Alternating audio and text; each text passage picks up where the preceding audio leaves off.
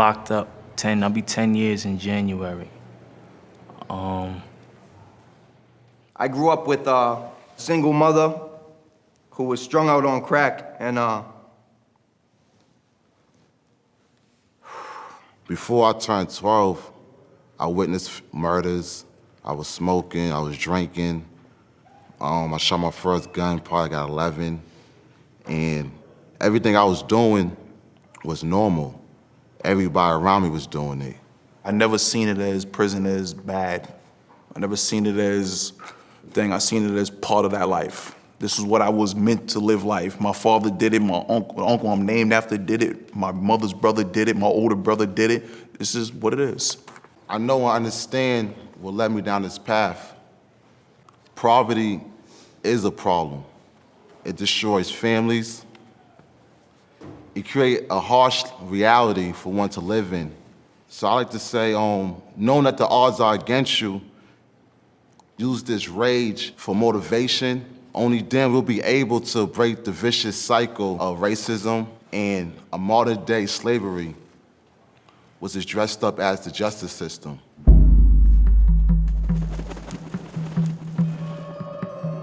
In my hometown of Easton, Pennsylvania, nothing stood taller than the jail on the hill.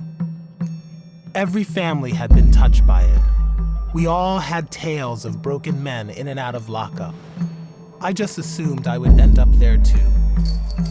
My childhood friend Tommy spent most of his life in and out of jail. When I heard Tommy had committed suicide, I wanted to know more about a justice system that puts so many black men behind bars. The prodigal son, I climbed into my car and headed home.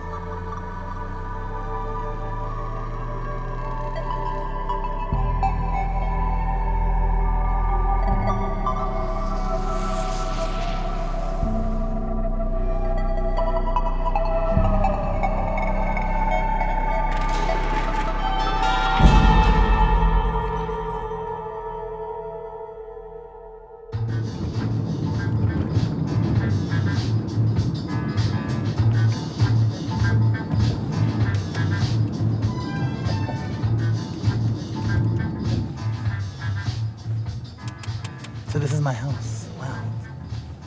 This is the house I grew up in. So this corner here is where I would catch the school bus, and the first day I moved to this house, I was standing on the corner and the paper boy walked by and called me a nigger.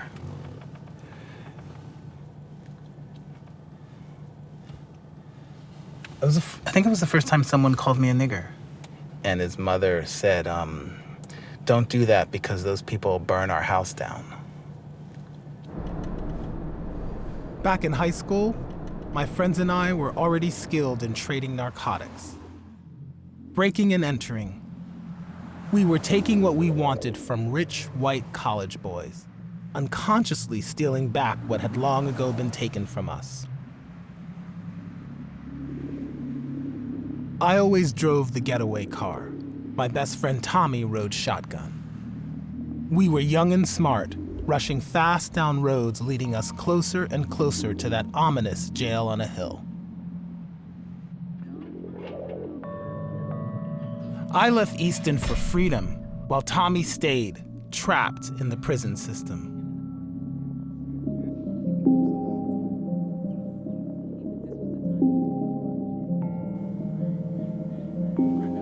Tommy's daughter, Jerica, lived with him. Every day he got Jerica ready for school. He cooked all her meals. Jerica was 15 years old when her father committed suicide. Now, with Tommy gone, Jerica struggles to find a reason to go on. He died alone, by himself. I just blacked out. That's what traumatized me, I think. It just didn't make sense because it's I just talked to him. He was just telling me what he's gonna cook when I get home, and I got his tattoo name on my arm. So I feel like he's still kind of still with me. He's still there. I still talk to myself, talking to him. When I go to church, I feel like I'm talking to him sometimes. Of all my friends growing up, Tommy had the most discipline. He wasn't a thug. It didn't follow that he'd be the one who ended up in so much trouble. But that's the cruel catch of the system. It only takes one time. And the more Tommy went to jail, the more he started acting like a thug.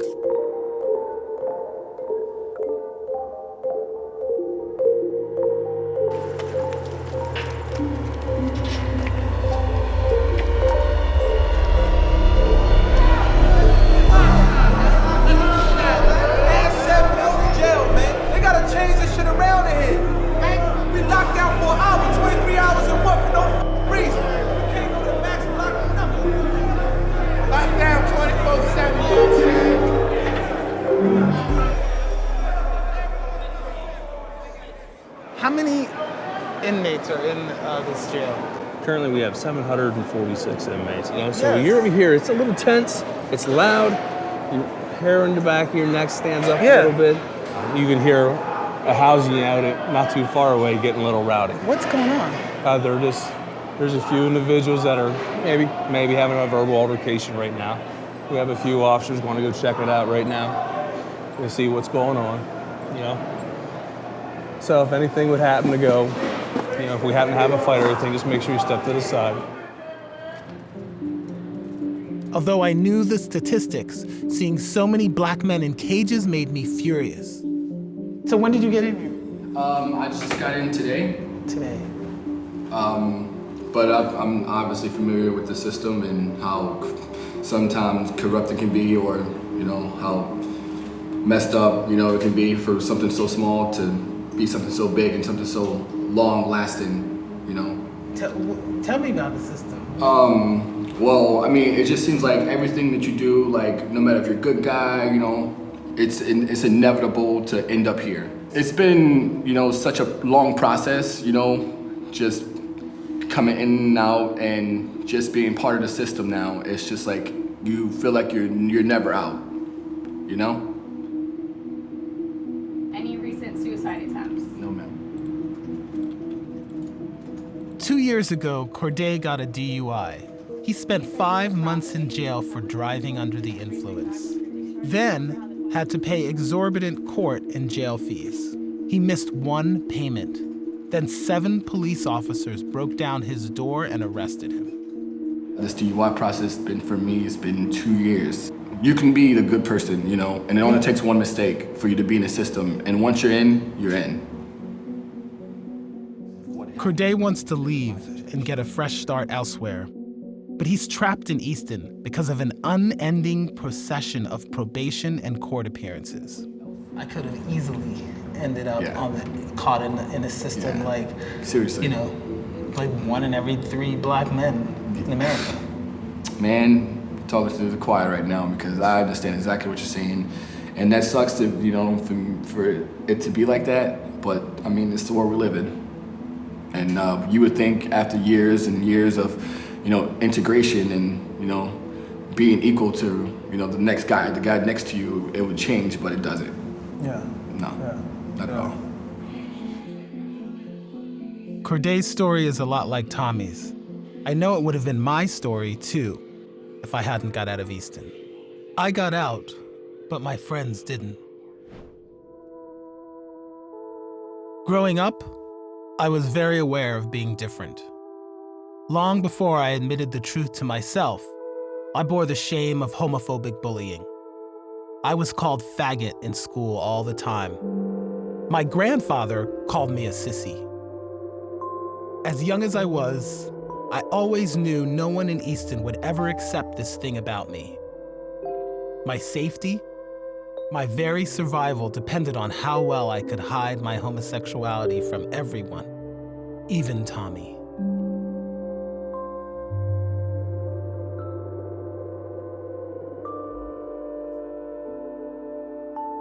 When I packed up and left home, it was in search of other people like me.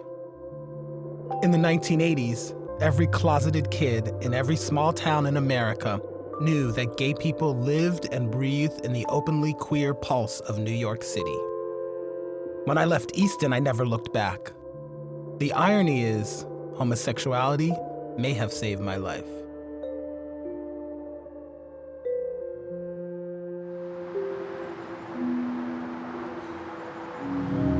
We thank you, Lord, for the resilience of the human spirit, for the resilience of this nation, that out of the ashes we rise, out of the dust, Father God, we... Church was always a big part of our life growing up. Tommy played the drums in the band, and I sang in the choir. My biological father was a deacon from another church. When my mother and father met, they were both married to other people. They had an affair. My father chose not to acknowledge me as his son. I felt abandoned by him. After my mother left Easton, I had no reason to go back. Being there brings back all the demons I thought I left behind. Hi. Good to see you. I'm happy that you came back to see everybody. Yes. I have a nephew who's been incarcerated. He's gonna be in for 13 years. You're a correctional officer? Yes. Wow, so where are you? At Sing Sing Correctional. You're at Sing Sing? Yes. After church, I had lunch with Tommy's family. How many of you know someone who's been in jail? Who don't? Everybody. I've been in jail. What? Yeah. Wait a minute, you've been in jail? Yeah. In the county jail? Lehigh County, yeah. Wow. Center, where they center at? Mass incarceration has become an accepted part of life for poor people and Black people in America. It is so entrenched in our nation's identity that we take it for granted and accept it as the norm. Its roots are buried deep in our troubled history. When slavery was abolished in America in 1865, the United States Congress created the 13th Amendment to the Constitution, which essentially redefined the parameters of slavery. Neither slavery nor involuntary servitude, except as a punishment for a crime, whereof the party shall have been duly convicted, shall exist in the United States. This clause has allowed Americans to continue to enslave Black people and poor people for over 150 years. Today, America has the highest incarceration rate in the world. Our jails and our prisons are mostly filled with poor people and people of color.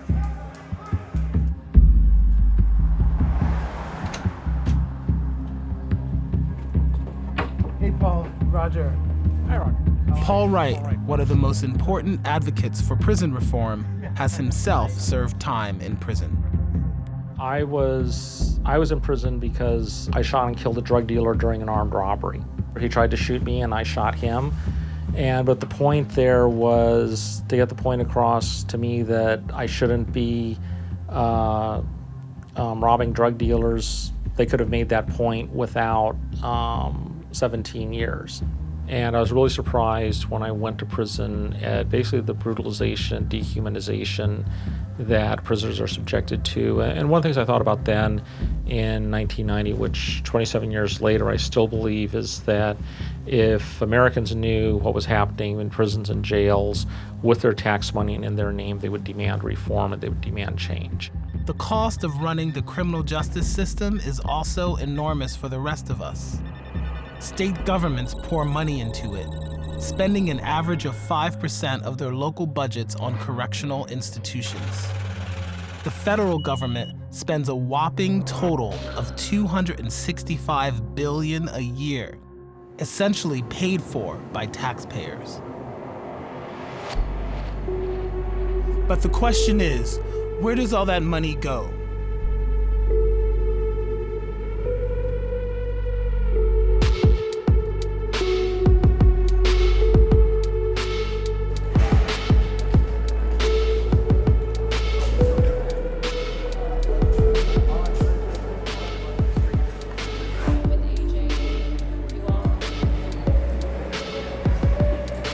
So tell me what you do and where we are. So I'm the executive director of the American Jail Association, the only organization worldwide that we're aware of that focuses exclusively on the men and women who operate and work in our nation's jails. Right now we're on the show floor of our conference. This is where vendors showcase their products and services that are used in jails. Everything from clothing and food to medicine to security systems. If you run a jail, it's like running a city. Tell me about these chairs. Yeah, so one of the manufacturers, Norix, produces furniture for jails, for inmates. Furniture like this, made of plastic, so you can wash it down. It can be easily maintained. No sharp edges, no way to take something apart and make a weapon out of it. It's a comfortable environment for an inmate. We want to keep inmates comfortable. That's not what I thought. The private company Norix is just one of many companies that profit from correctional institutions. Last year, their revenue was an estimated $22 million, much of it from this industry. I'm starting to see why this $265 billion a year industry makes it so hard to change the system. Basically, the United States has done a good job of creating a self-perpetuating prisoner machine. One thing to look at is their jobs depend on mass incarceration. And I think it was Sinclair Lewis that said it's hard to explain something to a man when his paycheck depends on him not understanding. To be fair, it's not just private companies. Yearly, $265 billion of our taxpayer money is spent keeping public prisons and jails running. Wages for correction employees alone are $38 billion a year. Healthcare costs are $12.3 billion. And $2 billion is spent on food. As it is, with all profiteering factions of any bureaucracy, no one wants to lose their piece of the pie. When they call it a prison industrial complex, it really... I hate that term. You hate that term, right? Why do you hate that term? Because don't look at it that way. I mean, we're not manufacturing automobiles. We're not... no one profits from it. Jails don't have shareholders. We're not traded on Wall Street. The companies, some of them. The companies that are part of all of it. $265 billion a year in taxpayer spending means a sure profit for companies like Securus, who charge hiked up fees for prisoners to use phones to call their loved ones.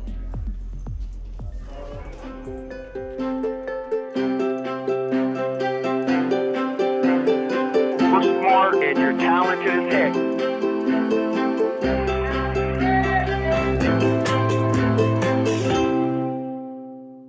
For individual families, it's not uncommon for them to pay upwards of $500 on average a month. But you're talking about the most economically vulnerable families in our society. So they are being weighted with the burden not only of a loved one who might have been the primary breadwinner. Now that breadwinner is gone, and now that family is, in essence, being overly taxed. Okay, we're talking about a phone call. We're talking about a phone call. The fees that inmates pay for everyday services are several times what we pay outside of prisons. And companies like Securus continue to see their profits rise at the expense of disproportionately poor and Black inmates. There are a number of companies that profit from the poor that end up getting locked up. Whether it be the telephone companies that profit from usurious telephone rates, the companies that manage financial flows to and from people in prison and their families, food service companies. There's a lot of money to be made in this industry. I'm also... complicit. Yeah. Yes. In this particular account, you have 3 mutual funds, and we can look online, see what those mutual funds are invested in, and see if they are involved in some way profiting from the prison system. Okay. So, I'm looking for Corrections Corp of America. And there it is. Yeah, it seems crazy, doesn't it? It's so mind-boggling. Yeah. It's very warped. It may be time to tell your financial advisor that there are certain issues that you'd rather not be involved in. Yeah. And to think that I'm an investor in that, unknowingly, is even more disturbing for me. Because I keep going to people and saying, is this some giant conspiracy? Is it? And they're like, no, it's like everyone, it's just the way things are done. So from the prosecutors to the DAs to the judges to the magistrates, everyone to the COs they're just all part of a system that works. It's an industry.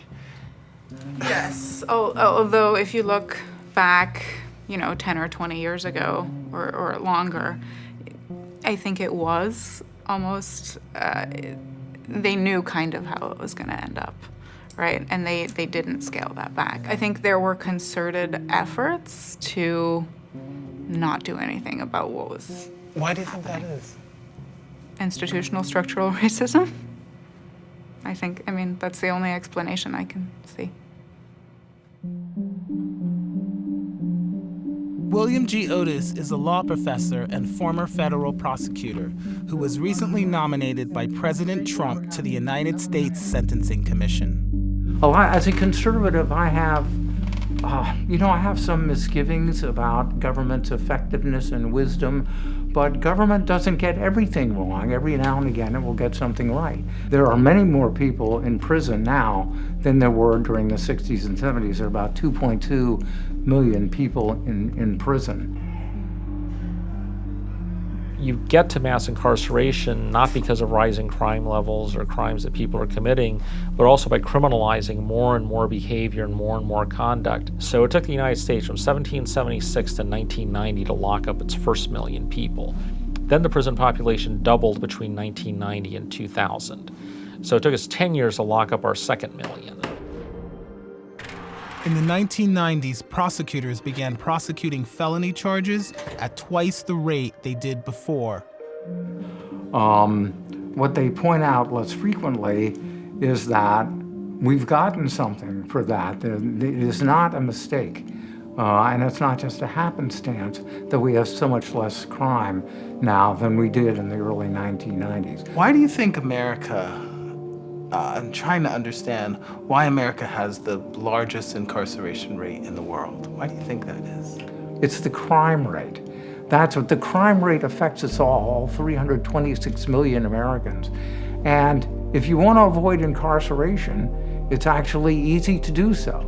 And you don't have to be a lawyer, and you only have to know 4 things to avoid incarceration.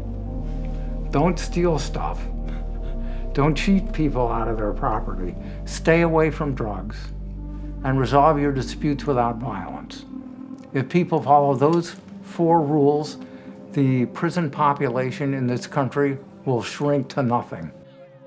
We have widening gaps of inequality in this country, and I view mass incarceration as a tool of social control. What are they controlling? Poor people. I mean, the criminal justice system in this country is literally, its only real function is containing and controlling poor people. What's the threat of poor people? Social change and political change. Poor men of color in particular are the foot soldiers of revolution and change in the world. And in this country, they're viewed as a threat.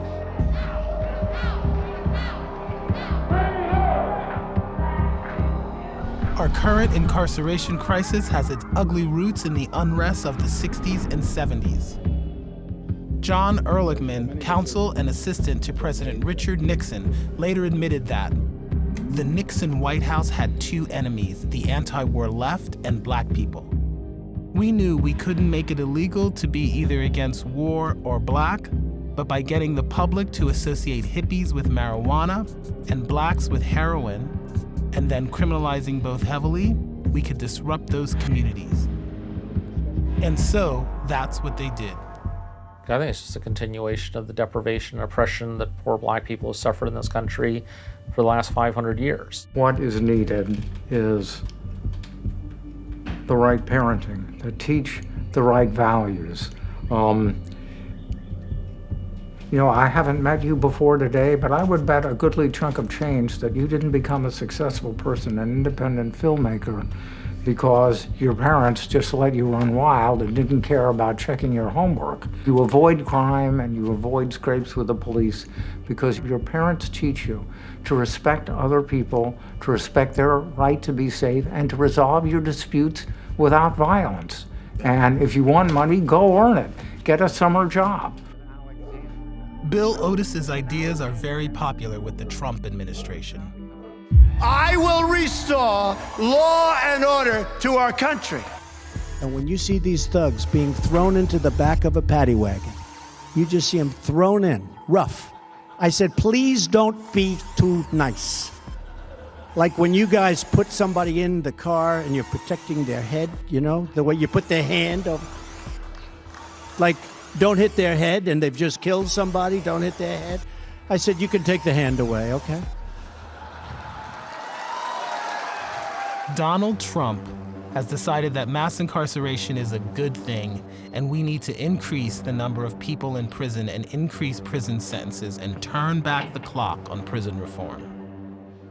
Jeff Sessions, a relic of the racially segregated Jim Crow era from the South, is leading the charge to lock him up and throw away the key.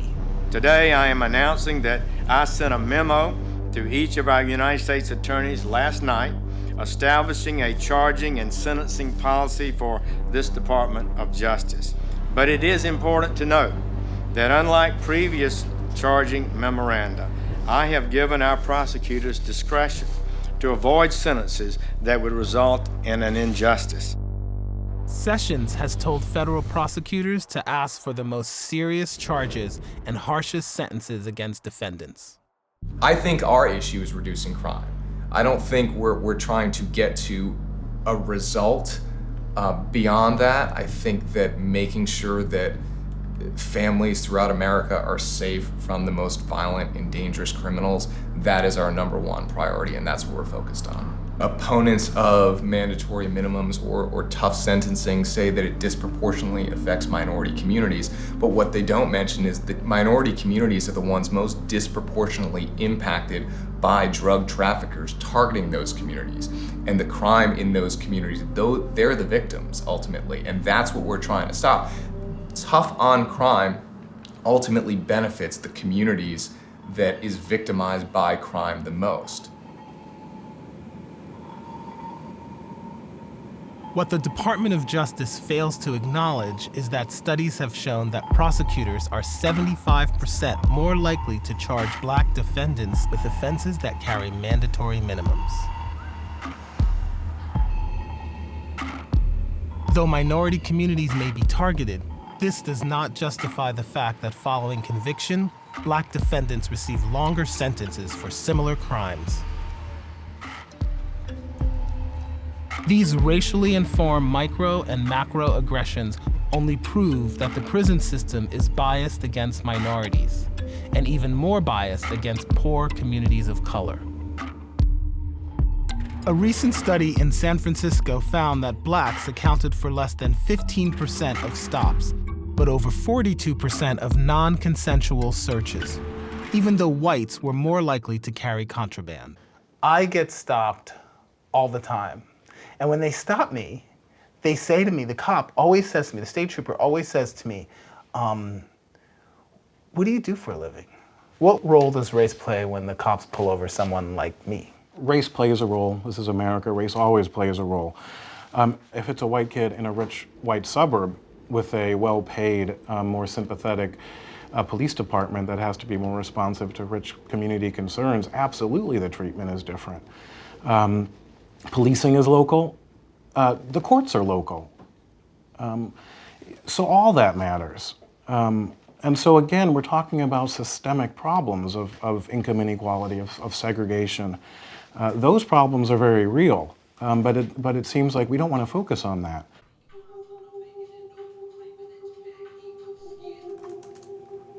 Adam Foss is a former prosecutor who is now one of the most outspoken voices for criminal justice reform. I saw this system playing out that disproportionately affected people that look like us, and in a really, really negative way.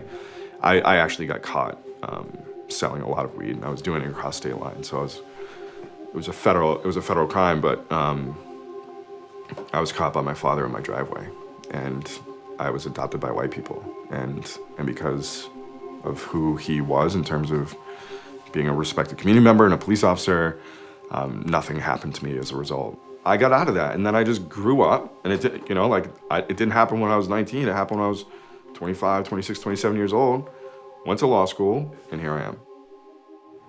Adam often meets with a group of inmates. Most of them have life sentences for murder. I was raised by an immigrant mother who came to America from Cape Verde. And she wanted to pursue the American dream. None of that happened. So by the age of 12, I started selling drugs.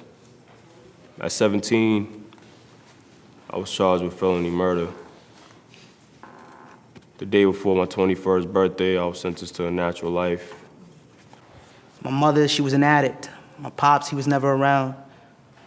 And my stepfather, he was real abusive to my mother. So now I got this idea that my family's not, my parents who were supposed to love me, they don't love me. And not knowing how to process what was going on led me to portray that or project that violence on others. So I took a life. But at this point, I'm not the savage that I was when I took this young man's life, right? I'm educated, I'm civilized, I'm dignified. And at this point, this sentence, man, is having like a reverse effect. What's the point?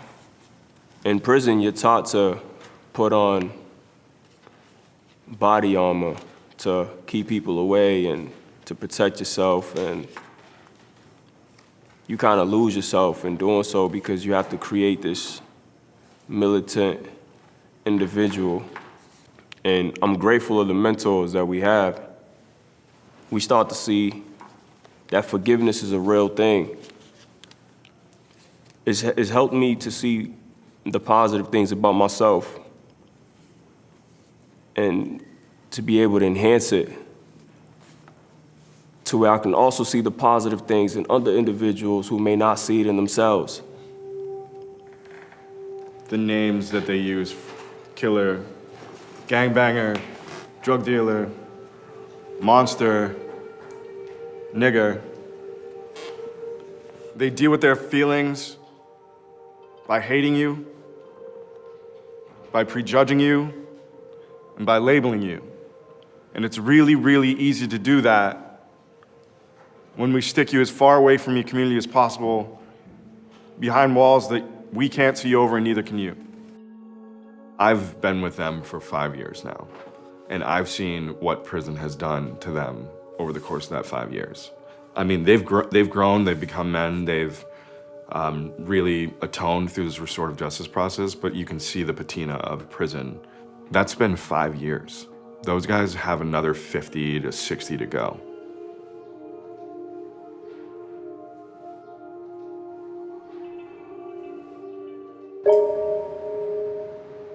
Adam travels all over the country trying to change the way prosecutors think. There are 2.2 million people in jail and prison. And despite making up only 14% of the population, African Americans make up almost half of that number. It's not because African Americans commit more crime, and it's not because we're all a bunch of bigots. It's because implicit bias rules our decision making. So we don't make decisions based on data and technology and things that are giving us a feedback loop. We make decisions based on our life experiences as individual prosecutors. One visit to a homeless shelter, one visit to a treatment center, one visit to a domestic violence shelter, to understand that there are things out there that we never learned in law school.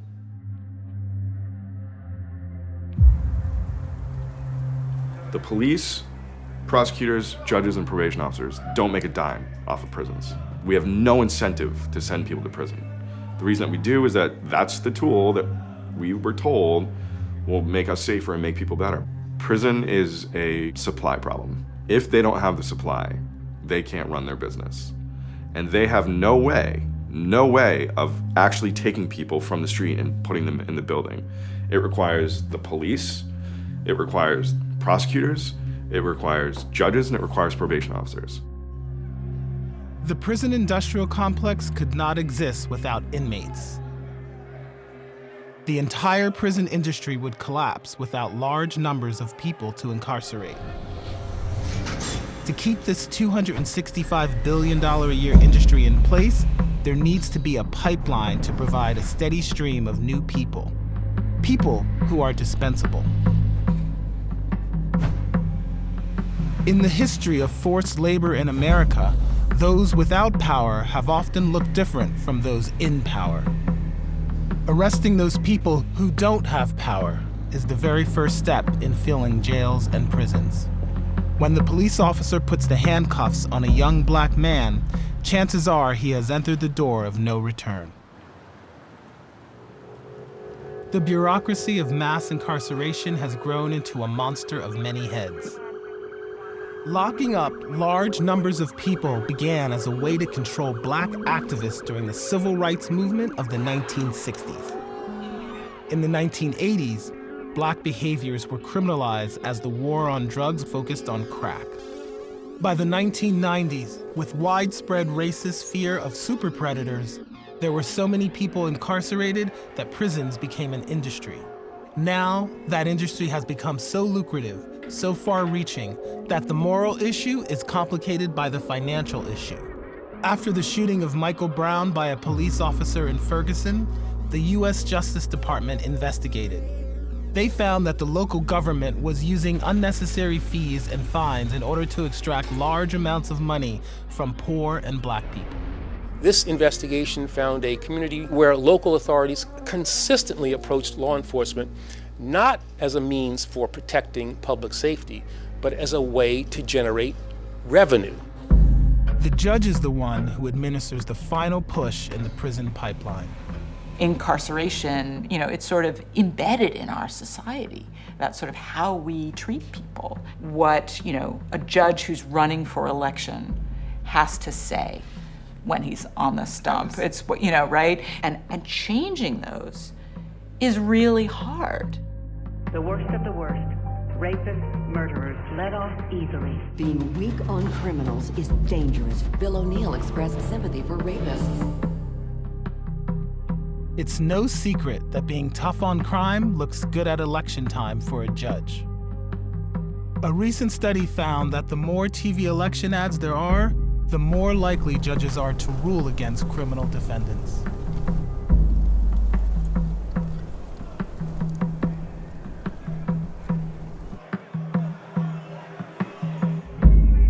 Probation is another reason why so many people are in jail. Probation officers used to be like social workers, helping inmates make the transition to life on the outside. But over the last 20 years, they've become more like law enforcement officers. There are so many people sitting in jail for probation violations, which a lot of the time are not new crimes. 76% of prisoners who are released are rearrested within 5 years, many for probation violations. So when you go on probation, you have general rules that you have to follow. Let us know where you live, let us know what your phone number is so we can contact you, get employment, get housing.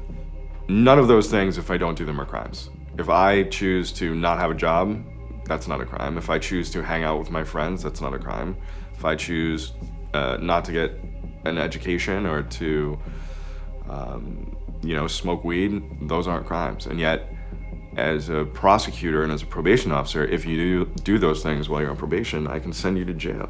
And that's a dirty little secret that we don't talk about, is how that functions. I've met many others who are in jail simply because they cannot afford to get out. This modern-day practice of punishing people for being poor is reminiscent of the inhumane debtor prisons of the past. What can I ask what you're all in here for? I'm in for DUI, my third, and I'm getting out in 5 days, but I've served a year, whole year. This time it's for second offense DUI. How about you? I'm here because I owe $545 to domestics. The child support. My case was being closed, but I lost my job before I could pay the last payment, and I'm here for 6 months now. It's just backwards. It's Crooked County, I think. To Crooked County? Mm-hmm. Yeah. Northampton is all about their money. You owe them $5, you better give them their $5. I was working, my living situation got messed up, I got kicked out, I had to quit my job, and now here I am. over $545 on a case that's going to be closed as soon as I leave here. I think most people don't know anything about the criminal justice system, right? They don't know that they're not paying attention. They don't care because it's happening to somebody else. And often that person is a different skin color or ethnicity than they are. And they just think they did something wrong, all bets are off. But I also think if you talk to people and say, should you be paying for all your life for one disorderly conduct? Or, you know, should you be in jail for off and on for several years for writing one bad check or not returning a blockbuster movie? Nobody believes that. What's the motivation to keep the numbers up? You know, here's the thing. There's not one person who controls those numbers, right? The path to jail is made up of decisions by lots of different people, most of the time not in coordination with each other. So suddenly, the jail is full. It's a cruel cycle that often supplements the budgets of local governments as they extract unnecessary fees from people who can't afford to pay. As a person on probation, you pay the government to be supervised. So it was $65 a month when I was a prosecutor. I think it's up to 90 at this point.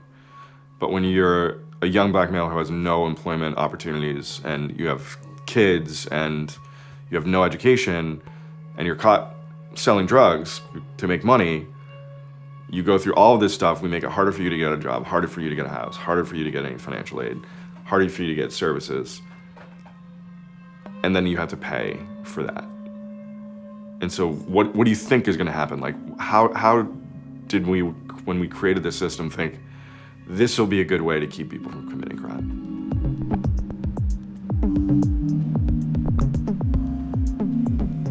When someone is convicted and moves from jail to federal or state prison, the government now has legal access to them as a workforce. These prisoners work for almost nothing, making road signs or mattresses or just about anything the government decides. The Eastern Correctional Facility is one of the oldest prisons in New York. Here, many of the prisoners are enrolled in a prison labor program where the inmates work for far below minimum wage. Some people see these programs as a good thing, training inmates for skills they can use when they're released, while others see it as modern-day slavery. Many of your speed limit signs, your stop signs, your no U-turn signs, all the road signs you're seeing as you drive down the road on any typical journey, they make many of them right here. So what do they get paid? The pay rate ranges from about 15 cents an hour up to 65 cents an hour. What's the sort of motivation for not paying them minimum wage? Well, wage and inmate pay rate is set by regulation, but you have to understand, a minimum wage employee in the community, that's assuming that they're meeting all the financial demands of perhaps maintaining a household, a family, and all the attendant fiscal responsibilities there. Purchasing of groceries, the housing costs, transportation costs, healthcare costs. For an inmate who's incarcerated in a correctional facility, those costs are not realized by the inmate. For time spent within the penal system, inmates will accumulate fees averaging $13,600. Their families suffer huge financial losses in lost wages. By the age of 48, a former inmate will have earned $179,000 less than someone who has never been incarcerated. Every time that prisoners have gone to court seeking to be paid for their labor, seeking to be compensated for their labor, the court's response is, you're slaves of the state. Those are the exact words of court after court after court for the last 120 years. Prisoners are slaves of the state, and as such, they're not entitled to any compensation at all. I read in Prison Legal News that companies like Victoria's Secret, Whole Foods, and Starbucks have used prison labor. Paul Wright exposed those stories. What percentage of prison labor is corporate America? It's actually pretty small. I mean, and I think that, this may be bad for your story, but the reality is that at any given time, there's around 5,000 to 6,000 prisoners employed by the private sector in this country. But the truth is, most prisoners aren't working for private companies. They work for the government. Cheap labor keeps the prison system running. So, what are they doing? They're doing, primarily what prisoners do is they run the prisons. So anything that has to get done in a prison, unless it's security related, usually prisoners are doing it. So they're doing plumbing, they're doing maintenance, they're doing custodial and janitor services, cleaning. They're cooking food, they're serving food. Literally anything you can think of that is needed to run a prison, prisoners do. So the prison saves a fortune by making the prisoners run the prison? Millions, tens of millions, yeah. They save tens of millions. There was a GAO report in 1993 that said it would cost prisons hundreds of millions of dollars more each year to pay prisoners minimum wage for the work that they did. So prisons are saving hundreds of millions of dollars by employing prisoners. And when we crunched the numbers, we found that the median wage in state prisons was 20 cents an hour, and the median wage in federal prison was 31 cents an hour. And in a number of states, they don't pay anything at all. What? Yeah, oh yeah. In Texas, Georgia, Arkansas, and Alabama, prisoners are not paid for their work at all. And in some places, they're required to work under threat of disciplinary action. If they say, no, I'm not gonna work, they can write you up for that, they can send you to solitary for that. Well, that's slavery. In the prison labor debate, we rarely hear from inmates. What do you say when people say, oh, they shouldn't have labor programs in prisons? No, I don't agree with that whatsoever, because look, I can be out there just walking the yard, you know what I'm saying? I can be out there just angry, but this is a buffer. This gives me an incentive, you know what I'm saying, to want to do the right thing, to do something different. The pay can be a lot better. I'm pretty sure someone's making more money off it, They're just gonna pay you what they feel that needs to be paid. Once you're arrested, you have to wait in jail until trial, unless you pay bail. Tommy's sister Susie told me that bail was a huge financial burden on their family. I understood more when I saw how bail works. The court sets bail, and if you pay it, you get to go free until your trial. But the average bond amount is $55,000. That's more than a year's wages for most people. Most states in this country have what's called a right to bail. That's been perverted in two ways. The first is that money has become not just the primary, but almost the only way that people can get out of jail. And so the number of people who are sitting in jails across the country because they can't afford bail is really, really depressing. What you can do is if a bail is set that you can't afford, you can go to a bail bondsman. And the bail bondsman will front you the money. So say a judge sets your bond at, $50,000. The average person doesn't have that kind of money lying around. They might, however, have $5,000 lying around. So if you can pay a bail bondsman 10% of your bail, they will front you the rest. Almost every state has a bail bond industry. And what happens is these bail bondsmen form very powerful lobbying interests, and they will lobby at the State House. So anytime the issue of bail reform comes up, you can be sure that the bail bond industry's lobbyists are there pushing to maintain the money bail system how it is. From 2002 to 2011, the bail lobby spent $3.1 million to influence lawmakers. It makes sense why the bail lobby wants to stop reform. Arrested people pay over $1.4 billion a year to the bail industry. That's over $1 billion annually being sucked out of mostly poor communities. I'm not so crazy as not to know that you've already figured out that if I can talk you into doing this bill, my clients are going to make some money on the bond premiums.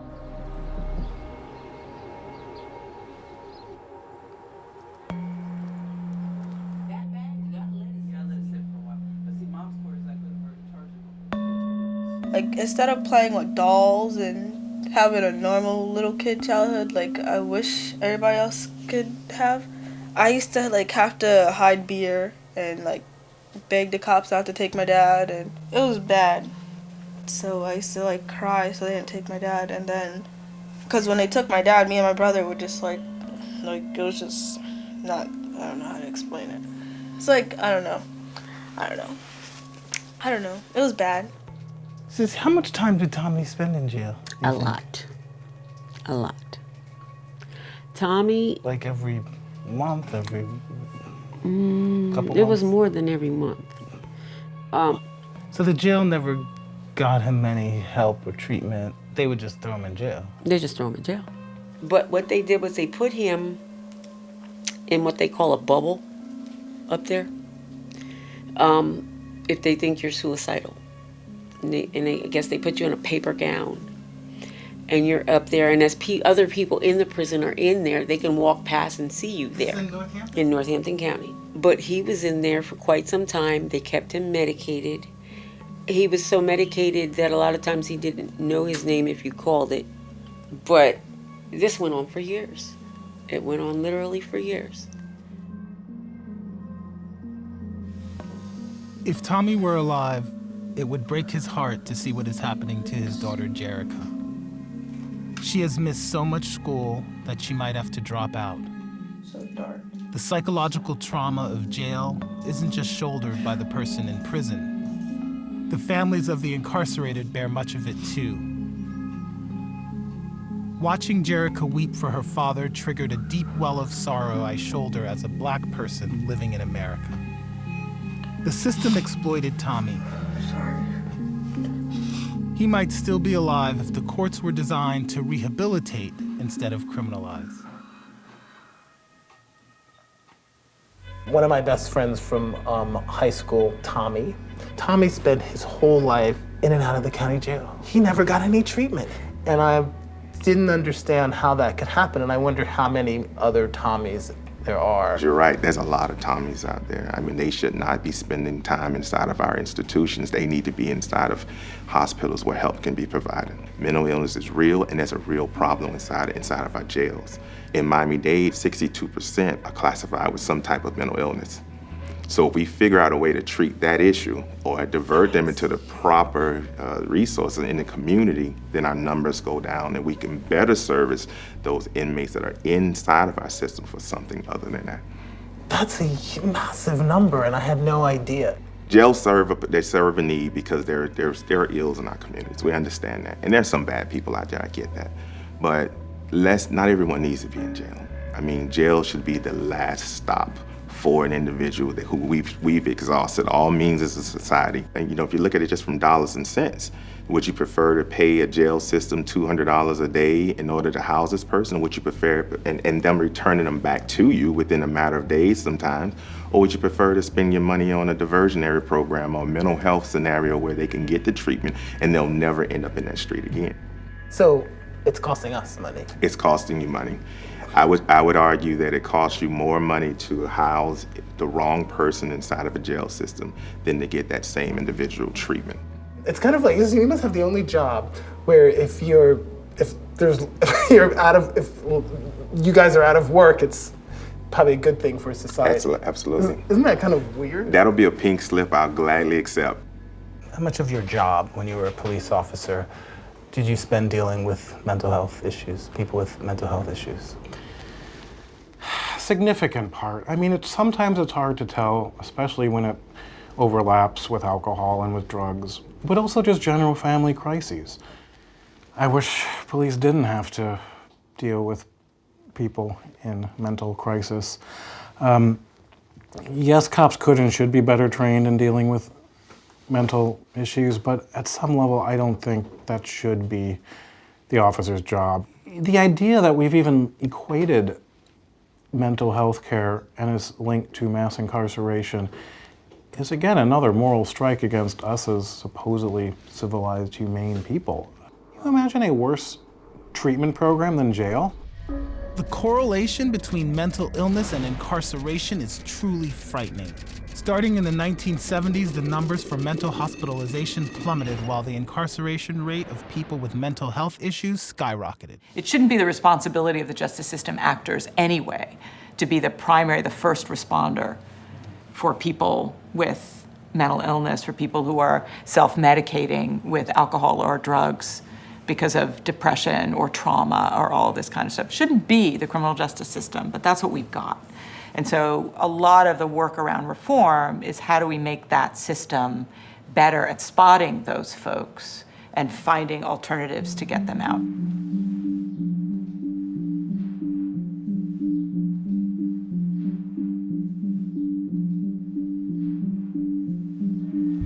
The name my mother gave me been replaced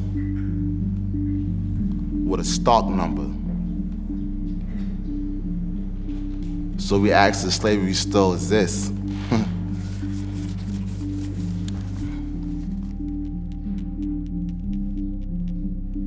The amount of punishment crosses a threshold and becomes vengeance. And when it crosses that threshold, it starts to impact us in a way that was not the intent. I'm no longer sorry, I'm no longer remorseful. Now I'm angry. And my anger manifests into violence, and now I'm worse than I ever was when I came in. What is the jail for, right? Come to a decision, then say, all right, let's look who we've actually caught in that jail. And if those don't match up, how do we get those people out? And so there are a whole bunch of things that can be done at each of these decision points. Up to a certain point, incarceration deters crime. And then after that point, it either doesn't deter any further crime, or in fact, it causes more crime.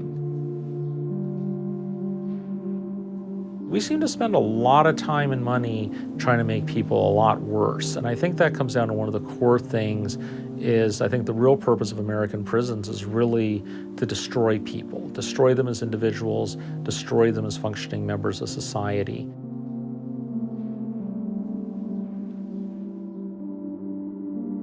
I'm terrified of what the criminal justice system will look like after this administration is done. I think it is imperative that people in power hear stories like Tommy's or Corday's, or any of the men in the restorative justice program.